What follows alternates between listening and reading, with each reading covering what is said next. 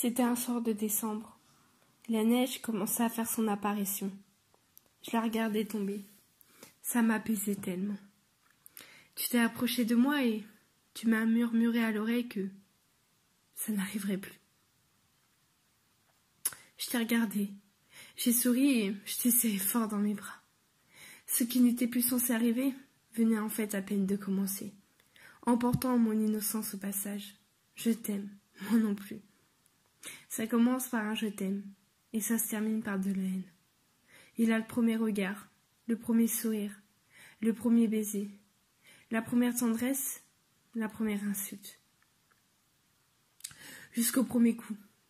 J'aimerais dire j'ai été au passé. C'était il y a longtemps après tout. Juin 2018. J'ai été une femme battue. De la même façon que je suis droitière, que je suis plein d'autres choses. Mais être ça fait partie de la définition globale. C'est moi. C'est ridicule. Personne ne va me frapper, mais j'ai peur. Une mauvaise journée. Ça commençait souvent comme ça. Ça commençait souvent pour rien, à vrai dire. Ça commençait parce que t'avais envie, je suppose. Je vais pas blablater sur le pourquoi je t'énervais ou tu me menaçais.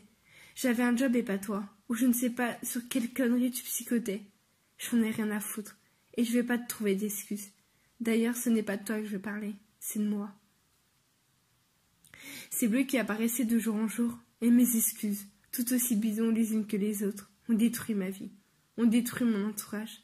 T'as tout détruit.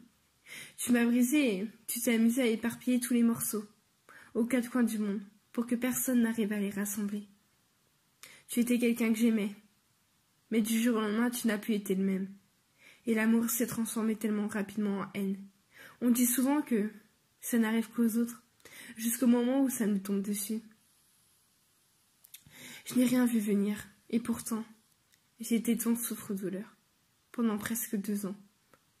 2 années où tu t'es amusé à me faire du mal, t'excusant à chaque fois, reprochant que tout ce qui se passait, je l'avais mérité, que tes coups, tes poings et tes mains frappant mon corps étaient justifiés.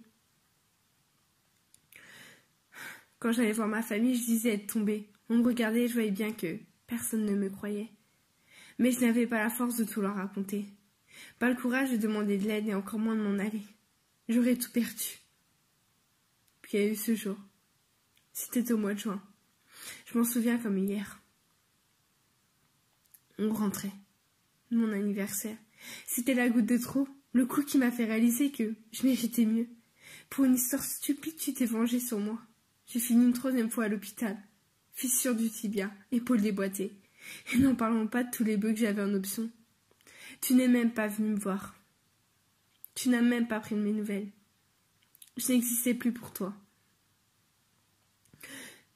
Quand j'ai su que tu n'avais rien eu, qu'il fallait que je porte plainte, j'ai tout de suite couru. J'ai porté plainte contre toi, et j'ai pris le premier train. Je suis repartie dans ma famille. J'ai tout quitté, j'ai tout perdu. Mais j'ai prié tellement de fois de mourir que je me suis dit que c'était la seule échappatoire. Et tu vois, c'était la plus belle chose que j'ai pu faire. Je te cache pas que ça fait peu de temps que j'ai réussi à me remettre avec quelqu'un. Et que, même actuellement, je suis peut-être en train de tout foirer, mais quand le soir je suis seule, j'ai peur. Peur qu'on me détruise comme tu l'as fait. J'aurais dû partir avant. T'aurais pu me tuer tellement de fois et j'en ai pris conscience que maintenant. Ces cicatrices sur mon corps me rappellent à quel point la vie est précieuse et que tu n'aurais jamais dû lever la main sur moi.